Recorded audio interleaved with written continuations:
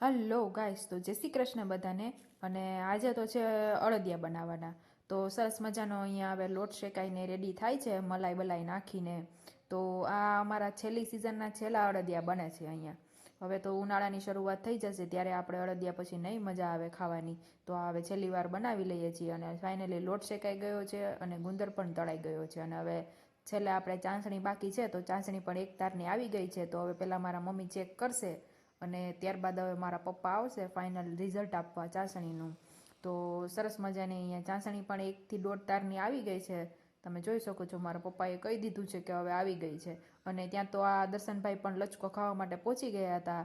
હવે છેલ્લી વારી કે હું અળદિયાનો લચકો ખાતો જાઉં. તો ફાઇનલી હવે અહીંયા અળદિયા વળાય છે. તમે જોઈ શકો છો મારા મમ્મી પપ્પા બંને બેસી ગયા અળદિયા વારવા માટે. તો અળદિયો જોઈને તો મોઢામાં પાણી આવે છે. તો હવે હું પણ બેસી જાઉં અળદિયાનો લચકો ખાવા માટે. અને તમે બધા વિડીયોને લાઇક શેર સબસ્ક્રાઈબ